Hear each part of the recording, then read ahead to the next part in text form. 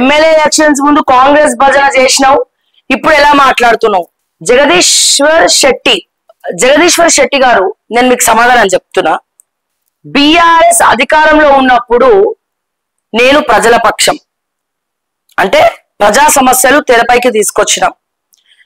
ప్రజా సమస్యలు తెరపైకి తీసుకొచ్చినప్పుడు మా కాంగ్రెస్ వాడు ₹1 ఇచ్చింది లేదు, సచ్చింది లేదు. ఎవ్వడు కూడా ఇది రాసి పెట్టుకోవాలి. ఇది ప్రతి ఒక్కరికి ఫ్యాషన్ అయిపోయింది ఇట్లా మాట్లాడడం. ఓకే, అండ్ డైరెక్ట్ గా కాంగ్రెస్ కోట్లేమని నేనైతే ఎప్పుడు చెప్పలేదు. చాలా వీడియోస్ చేసిన. కేసీఆర్ గారికి సిచ్యువేషన్ బాగాలేదు, ఎమ్మెల్యేల అవినీతి పెరిగిపోయింది, దళిత బంధులో రైతు బంధులో ఎందుకు స్కామ్ జరగదు తెలుసా? డైరెక్ట్ రైతు అకౌంట్లలో డబ్బులు వేసి కేసీఆర్ మంచి పని చేసాడు. లేకపోతే ఈ ఎమ్మెల్యేలు దాంట్లో కూడా వేలు పెడుతుండే, వచ్చే 5,000 కూడా రానియకుండా చేద్దు. దళిత బంధు కేసీఆర్ గారి కాన్సెప్ట్ ఏదైతే ఉందో అది మంచిది, కానీ అసలైనటువంటి దళితులు ఎవరైతే వెనుకబడినటువంటి వాళ్ళు ఉన్నారో వాళ్ళకి రాలే. ఎమ్మెల్యేల అనుచరులకు ఇచ్చుకున్నారు, దాంట్లో మళ్ళీ షేర్లు తీసుకున్నారు, 10 లక్షలు 2 లక్షలు 2 లక్షలు పంచుకున్నారు. ఇవన్నీ తెరపైకి తీసుకొచ్చినాం. ప్రజా సమస్యలను కుండ బదలు కొట్టినట్టు ముఖ్యమంత్రికి చెప్పాలి. 4th ఎస్టేట్ బాధ్యత అది చాలా శాటిలైట్ ఛానల్స్ చేయలేదు, యూట్యూబ్ చేసింది. ప్రజా సమస్యలను ఇమీడియట్ గా తీసుకొచ్చిన తెరపైకి. సో అది డెఫినెట్ గా ఎవరికి ప్లస్ అవుతుందండి? ప్రజా సమస్యలు ప్రభుత్వం దృష్టికి తీసుకొచ్చినప్పుడు దాన్ని ఎవరు వాడుకుంటాడో? ప్రతిపక్షాలు వాడుకుంటాయి. ఆ ప్రతిపక్షాలు ఎవరు? బీజేపీ, కాంగ్రెస్. ఇప్పుడు మేం మాట్లాడే మాటల్ని ఇప్పుడు కాంగ్రెస్ అధికారంలోకి వచ్చింది, మరి నేను కాంగ్రెస్ కి ఏం డప్పు కొట్టట్లేదే. 6 నెలలు చూసిన ఏం కాలే. వాళ్ళు ఇంకా 100 రోజుల్లో 6 గ్యారెంటీలు అన్నారు, 100 రోజుల్లో అన్ని ఇచ్చేస్తామన్నారు. అన్ని ఇచ్చేస్తామన్నారు 100 రోజుల్లో. అన్ని ఇచ్చేస్తామన్నప్పుడు ఏమి ఇవ్వలేదు, ఉచిత బస్సు తప్ప. అంటే ప్రజల పక్షాన మాట్లాడుతున్నాం కదా, నా పాత్ర నేను పోషిస్తున్నానండి. ఎప్పుడు కూడా ఒక జర్నలిస్టు ప్రజల పక్షమే ఉండాలి. అంటే ఏ ఇష్యూ అయినా అడ్రస్ చేయాలి. ఏ ప్రభుత్వం ఉన్నా నేను ప్రతిపక్షమే, ప్రజల పక్షమే. ఎవరిపైన వ్యక్తిగత కక్షలు ఉండవు, లేవు. ఇది దయచేసి గుర్తుపెట్టుకోవాలా. అప్పుడు బీఆర్ఎస్ ని క్వశ్చన్ చేసినాం, సరిదిద్దుకోమని చెప్పినాం, వాళ్ళు ఇనలేదు. మేము చెప్పినాము టికెట్లు ఈ పాత చింతకాయ పచ్చడి ముఖాలకు ఇస్తే ఓడిపోతారు సార్ అని చెప్పినాం. నా వీడియోలు ఉంటాయి చూడండి ఓకే టీవీలా, నేను ముక్కు నేలకు రాస్తాను ఆ వీడియోలు లేకపోతే. స్పెషల్ స్టోరీలు చేసినాం, ఇచ్చిన వాళ్ళకే టికెట్లు ఇస్తే ఓడిపోతారు అని. జనాల్లోకి రమ్మని చెప్పినాం, విజిటింగ్ అవర్స్ ఇమ్మని చెప్పినాం, అట్లీస్ట్ ధర్నా చౌకులోనైనా నిరసన వ్యక్తం చేయమని చెప్పినాం, టీచర్ల మీద లాఠీ చార్జ్ వద్దని చెప్పినాం. ఎక్కడన్నా మాకు అందులో స్వార్థం ఉన్నదా? మీ ఉనికిల కోసమే చెప్పినాం కదా, ప్రభుత్వం కోసమే చెప్పినాం కదా, గవర్నమెంట్ కోసమే చెప్పినాం కదా. అప్పుడు ఒకళ్ళు చెప్తున్నప్పుడు వినాలి కదా, తప్పు జరిగినప్పుడు మారాలి కదా, సరిదిద్దుకునే ప్రయత్నం చేయాలి కదా. ఆ సరిదిద్దుకునే ప్రయత్నమే కదా ఒక గొప్ప లీడర్ యొక్క సామర్థ్యం తెలిసేది. గొప్ప లీడర్ అవుతారు, రాజుకి తెలియాలి కదా మరి ఇక్కడ ఏం జరుగుతుందో.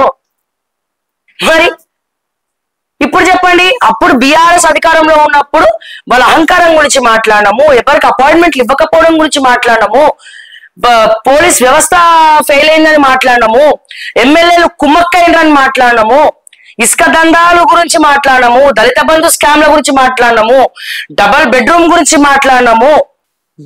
దేని గురించి మాట్లాడలేదు మేము, వాట్ నాట్ అన్నిటి గురించి మాట్లాడము. ఇప్పుడు కూడా అట్లనే మాట్లాడుతున్నాం కదా. మాట్లాడకపోతేనేమో అప్పుడు బీఆర్ఎస్ ని క్వశ్చన్ చేసినావు, ఇప్పుడు ఎందుకు క్వశ్చన్ చేయవు? ప్రశ్నించే గొంతుకొని నిద్రపోయినరా, దుప్పటి కప్పుకొని పడుకున్నారా అంటారు. మాట్లాడితేనేమో అప్పుడు మమ్మల్ని నన్ను ఇప్పుడు ఏ ముఖం పెట్టుకొని మాట్లాడుతున్నావు అంటే ఎట్లుండాలి చెప్పు మరి. అందుకే ఎవరి వైపు ఉండం, మేము ప్రజా సమస్యల వైపు ఉంటాం, ప్రజా సమస్యల కోసం కొట్లాడతాం, ప్రజల వైపు నిలబడతాం, తలబడతాం, కేసులు పెట్టుకుంటాం, పెడితే జైలుకు పోతాం, అవసరమైతే చస్తాం. ఇప్పుడు ఇన్ని మాట్లాడుతున్నాం, ఎవడన్నా కేసు పెడితే ఎవరైనా వస్తారా? ఎవ్వరు రారు, ఏ నాయకుడు రాడు. ఒకవేళ కాంగ్రెస్ వాడు మాకు డబ్బులు ఇచ్చింది వాస్తవం అయితే, నేను హత్యకి పోయినా అని మల్కాజ్గిరిలో కృష్ణారెడ్డి ఈ బేగము 300 ఎకరాలు మల్కాజ్గిరి నాదే అంటే ఫైమ్ కురేషి చేతులు కలిపి ఆడ మొత్తం కబ్జాలు పెడితే ఓకే టీవీ పోయింది అక్కడికి.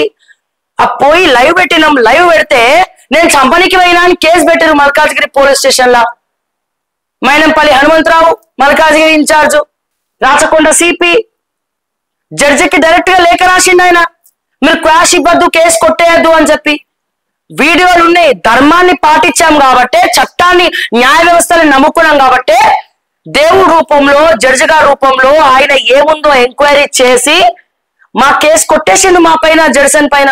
మరి ఒకవేళ అదే నిజమైతే ఇబ్రాహీంపట్నం మంచాల్లో నా మీద కేసు పెట్టిర్రు. చాలా కేసులు ఇంకా తెలియకుండా ఎన్నో కేసులు ఉన్నాయి.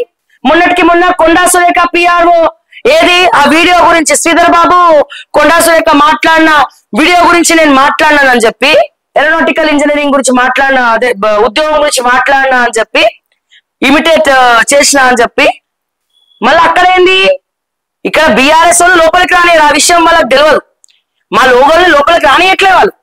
కేటీఆర్ మాట్లాడు, హరీష్ రావు మాట్లాడు, ఎవ్వరు మాట్లాడు. మేము బీఆర్ఎస్ కాదు, అలా అని బీజేపీ కాదు, అలా అని కాంగ్రెస్ కాదు. నేనైతే నా గురించి చెప్తున్నా, నేను కాదు. దానికి ఒక ఎగ్జాంపుల్ చెప్పాలంటే మా లోగోలను వాళ్ళు రానియలేదు, బీఆర్ఎస్ పార్టీ ఆఫీసులకి రానియలేదు. ఆయన ఏమంటాడు, నువ్వు బీఆర్ఎస్ ఐటీ సెల్ కి సీక్రెట్ గా పనిచేస్తున్నావు అంటున్నావు. ఇచ్చిండు కోట్ల ఆస్తి, నేను సీక్రెట్ గా పని చేయనీకి, ఆడ ఛానల్ నడపడానికి దిక్కులేదు మాకు, ఇక పని చేస్తాం మేము అని చెప్పి నేను అన్నా. ఒకవేళ అదే నిజమైతే కాంగ్రెస్ వాళ్ళు ఎందుకు మా మీద కేసులు పెడుతున్నారు? మరి నేను కాంగ్రెస్ ఏజెంట్ అనుకున్నాం, మరి ఎందుకు కేసులు పెడుతున్నావు కాంగ్రెస్ వాళ్ళు నా మీద? ఎందుకు రేవంత్ రెడ్డికి పీకల దాకా కోపం ఉంది? మొన్న కూడా నువ్వు ఏ బ్రాండ్, ప్రతి ముఖ్యమంత్రికి ఒక బ్రాండ్ ఉంది రేవంత్ అన్న. ఎన్టీ రామారావుకి ఒక బ్రాండ్ ఉంది, కోట్ల విజయభాస్కర్ రెడ్డికి ఒక బ్రాండ్ ఉంది, ఈ వైఎస్ రాజశేఖర రెడ్డి గారికి ఒక బ్రాండ్ ఉంది, చంద్రబాబు నాయుడుకి ఒక బ్రాండ్ ఉంది, ఆఖరికి మా కేసీఆర్ గారికి కూడా ఒక బ్రాండ్ ఉంది. నీకే బ్రాండ్ ఉంది? బాగా ఆలోచిస్తే బుల్డోజర్ నీ బ్రాండ్ అనుకుంటా అని చెప్పి నేను మాట్లాడినా. యంగ్ ఇండియా స్కూల్ ఏం చెప్పిండండి ఆయన రేవంత్ రెడ్డి గారు?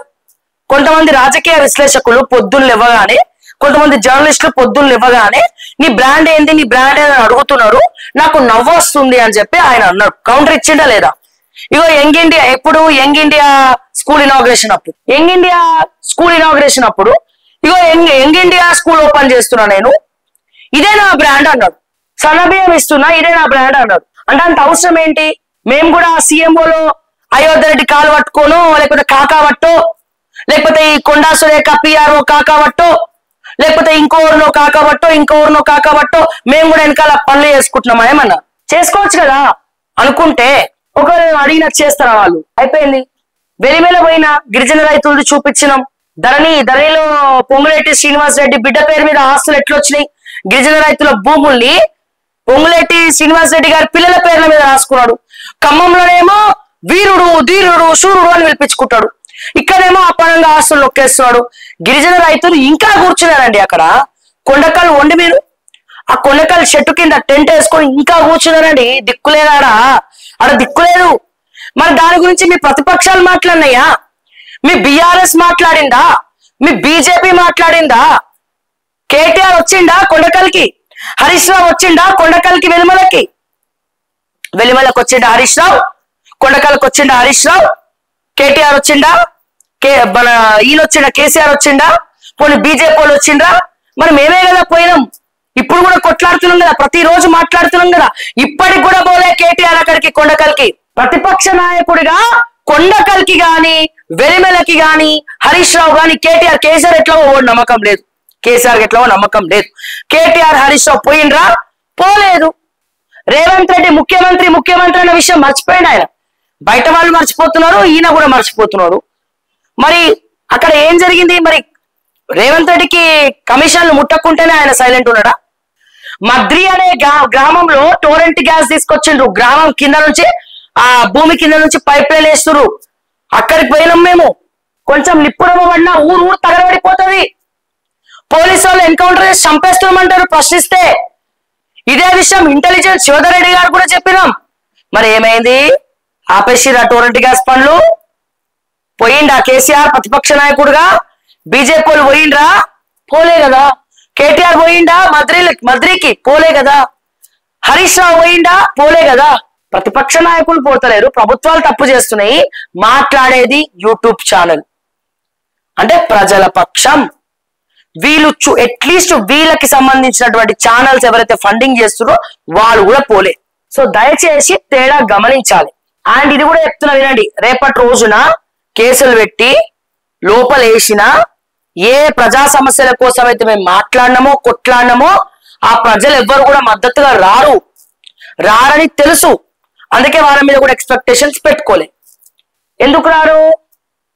ఎందుకంటే ఎవరి కష్టాలు వాళ్ళకున్నాయి. పొద్దున్న లేచినప్పటి నుంచి రాత్రి వరకు ఎవరి కష్టాలు వాళ్ళకుంటాయి. ఆ కష్టాలు వాళ్ళ కష్టాలే వాళ్ళు తీర్చుకునేటువంటి ఈ సందర్భంలో ఈ దేశంలో ఈ రాష్ట్రంలో ఇక పక్కోడికి కష్టం వస్తే వాళ్ళు ఎందుకు వస్తారు? సింపుల్. అంటే అన్నిటికీ మెంటల్ గా ప్రిపేర్ అయినాం. ఈ పొజిషన్ ఏమైనా ఆషామాష అనుకుంటున్నామా? కాదండి. ఎవరెక్కడ ఏ దాడి చేస్తారో తెలియదు, ఎవరెక్కడ చంపుతారో తెలియదు, ఎవరెక్కడ ఏం చేస్తారో తెలియదు.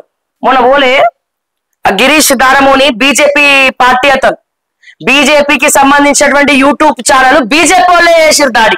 ఎవరికి గ్యారంటీ లేదు, కాంగ్రెస్ వాళ్ళకి గ్యారంటీ లేనట్టు మా బతుకులకి గ్యారంటీ లేదు. అర్థమైంది? ఎవరికి ఇప్పుడు అంటే ఇక్కడ వన్ సైడర్స్ అందరూ ఆలోచించాలి. ఏ పార్టీ కోసం అయితే గిరీష్ లాంటి వాళ్ళు కొట్లాడినరో ఆ పార్టీ అతన్ని సస్పెండ్ చేయకపోగా దాడి చేయించింది. 100 మంది అర్ధరాత్రి పూట పిల్లల ముందర తల్లిని కూడా కొట్టిండ్రు. 100 మంది రాత్రి పూట పోయి. అదేమన్నా గాని పోయినా బ్లాక్మెయిల్ చేసిండు అనుకుందాం, తిట్టిండు అనుకుందాం, కొట్టిండు అనుకుందాం, ఏమన్నా కించపరిచిండు అనుకుందాం, ఉన్నదే చెప్పిండు కదా. ఒకవేళ చెప్పలేదు అనుకుందాం, కోర్టులో కేసు పెట్టు, అరెస్ట్ చేయి, బొక్కలేస్తే పోలీసులు చూసుకుంటారు. ఇదేం దాడి? గ్యారంటీ లేదు. బీజేపీ ఛానలే, బీజేపీ కోసం పనిచేస్తోడే. ఇప్పుడు కూడా ఇంత జరిగితే కూడా బీజేపీ కోసమే పనిచేస్తుండు, ఆర్ఎస్ఎస్ కోసమే పనిచేస్తుండు. ఏ ఒక్క నాయకుడన్నా పోయిండా? ఎవడయ్యా నీ మీద దాడి చేసిండని చెప్పి ఇప్పటి వరకన్నా బీజేపీలో ఎవడన్నా పోయి మాట్లాడిండా? వాళ్ళ ఇంటికి పోయి ఓదార్చిండా? ఈటల రాజేందర్ గాని, బండి సంజయ్ గాని, కిషన్ రెడ్డి గాని, రఘునందన్ రావు గారు అంటే వీళ్ళ గురించి డప్పు కొట్టి ఆయన మాట్లాడాలి. వాళ్ళ కష్టం వస్తే వీళ్ళు అందుకే చెప్తున్నా, న్యూస్ లైన్ శంకర్ అరెస్ట్ చేస్తే వ్యక్తిగత కేసులో అరెస్ట్ చేసారు, సంతోషం. ఎవరు మాట్లాడు, ఎందుకంటే ఆయన కర్మాల్, శంకర్ కర్మాల్. కానీ శంకర్ పని చేసేది ఎవరి కోసం? పొద్దున్న లేస్తే కేటీఆర్, కేసీఆర్, హరీష్ రావు అని మాట్లాడతాడు. ఇదే కేటీఆర్ శంకర్ ని పరామర్శించిండా? అంటే ఇదే హరీష్ రావు మాట్లాడిండా? ఎప్పుడు మాట్లాడాలి? అట్లీస్ట్ స్క్రీన్లు ఎత్తుకపోయినప్పుడు, కెమెరాలు ఎత్తుకపోయినప్పుడు. అరెస్ట్ అయినోడు జైలు ఉన్నాడు. జైలు ఉన్నప్పుడు కోర్టు ఏమని చెప్పిందా? ఆఫీస్ ఖాళీ చేయించమని చెప్పలే కదా. కోర్టు చెప్పిందా? చెప్పలే. కోర్టు చెప్పలే. ఒక అమ్మాయి కేసులో శంకర్ జైలుకు పోయినప్పుడు మరి ఈ సిస్టమ్ లో పోలీసులు ఎందుకు ఎత్తుకపోయిండ్రు? స్క్రీన్లు ఎందుకు ఎత్తుకపోయిండ్రు? మరి అట్లీస్ట్ ఏ బీఆర్ఎస్ నాయకుడు శంకర్ గురించి మాట్లాడిండా? వాళ్ళ కోసం పనిచేయాలి, బానిసల్లా కుక్కల్లాగా బతకాలి. కానీ మీ కోసం వాళ్ళు రారు. ఇది తెలుసుకోండి ఫస్ట్. ఎవరు రారు? నాకైతే ఇన్ఫర్మేషన్ లేదు, ఎటువంటి ఇన్ఫర్మేషన్ లేదు ఇప్పటి వరకు. ఆ శంకర్ దగ్గరకు పోయి మరి ఒకవేళ అదే నిజం అయితే శంకర్ ఎందుకు అడుక్కుంటాడు? ప్రజలారా నాకు హెల్ప్ చేయండి, నా స్క్రీన్ కొట్టేసిరు, పోలీసు వాళ్ళు దొంగతనం చేసిరు, అది చేసిరు, ఇది చేసిండ్రు, పైసలు వేయండి, మళ్ళా నేను ఛానల్ పెట్టాలని ఎందుకు అడుక్కుంటారు? బీఆర్ఎస్ కోసం పనిచేసినప్పుడు కేటీఆర్ లాంటోడు, హరీష్ రావు లాంటోడు, కవిత లాంటోడు పోయి పరామర్శించినప్పుడు మరి వాడు ఎవరి కోసం పనిచేయాలి? శంకర్ లాంటోళ్ళు. వన్ సైడ్ కూడా డేంజరే. వీళ్ళ కోసం పనిచేస్తే ఫస్ట్ కేసులు పెట్టేది ఛానళ్ల మీదనే. అది కూడా శాటిలైట్ కాదు మిత్రమా, యూట్యూబే. శాటిలైట్ పేరు పోరు వీళ్ళు. వాళ్ళు ఏమి దండాలు చేయని, వాళ్ళు ఏమని చేయని, వాళ్ళు పోరు. వాళ్ళు వీళ్ళ దగ్గరకే పోతారు, కేసులు పెట్టించుకోవాలి. కానీ పరామర్శలు జరగవు, రారు. ఫ్యాక్ట్స్ మాట్లాడుతున్నా, నిజం నిష్ఠూరంగా చెప్తా నేను. అందుకే నిజం నిర్భయంగా చెప్తా కాబట్టి నేను ఎవరికి నచ్చా, అది ఎవరైనా సరే రేపటి రోజున. అందుకే వన్ సైడ్ పోను, ఈ పార్టీలకి డప్పు కొట్టను. ప్రజల పక్షం మాట్లాడితే అట్లీస్ట్ నీతి నిజాయితీ కొద్ది మేరకు బతుకుంటాను నాలాంటి వాళ్ళని చూసి. సో అంటే ఎక్కడికో పోతుంది, మీరు అడుగుతున్నారు కాబట్టి సమాధానం చెప్తున్నా. ఈ ఎన్నికలు కావు, ఎవరి పైసలు నీకు ఎన్నికలు ఇప్పుడు లేవు. ప్యాకేజీలు ఇస్తారు, ఎన్నికలప్పుడు ప్యాకేజీలు ఇస్తారు, పబ్లిక్ బైట్స్ కి ఇస్తారు. ఉన్నట్టు చెప్తున్నాం, ఆ పబ్లిక్ బైట్స్ కి ఇస్తారు, అన్నిటికి ఇస్తారు. అందరు తీసుకున్నారు దాంట్లో, అన్ని ఛానల్స్ కి ముడతాయి అవి. ఓకే, కానీ ఇప్పుడు ఎలక్షన్స్ లేవు కదా. ఇప్పుడు ఇప్పుడు ఇప్పుడు ఇప్పుడు కూడా మాట్లాడుతున్నామంటే దాని అర్థమైంది వాడు పైసలు ఇస్తేనే మాట్లాడుతున్నామా? కాదు కదా.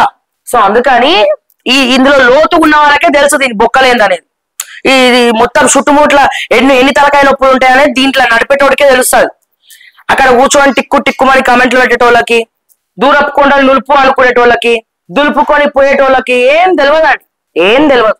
అంటే ఎగ్జాంపుల్ గా చెప్తున్నా, మీరు క్వశ్చన్ చేసినారు కాబట్టి, యాజ్ అ వ్యూవర్ గా మీరు క్వశ్చన్ చేసినారు కాబట్టి నాకు బాధ్యత ఉంది కాబట్టి మీకు ఎక్స్ప్లెనేషన్ ఇచ్చినాను, మీరు అర్థం చేసుకుంటారని అనుకుంటున్నాను నేను. సో డెఫినెట్ గా ప్రభుత్వం ఏదైనా పార్టీ ఏదున్నా ఖచ్చితంగా నేను ప్రజల పక్షమే మాట్లాడతా, కొట్లాడతా. సచ్చేంత వరకు రివాల్ చచ్చినా, రేపు చచ్చినా, ఎల్లుండి చచ్చినా, ఎప్పుడు చచ్చినా పుట్టినందుకు ఒక అర్థం ఉండాలని చెప్పి నా గోలు. అట్లీస్ట్ 2-3 మాట్లాడుకోవాలని నా గోలు. దానికోసం నేను పనిచేస్తున్నా, అంతే. That's it. ఇంకా దీనికి వేరే ఆన్సర్ లేదు, వేరే ముచ్చట్లేదు.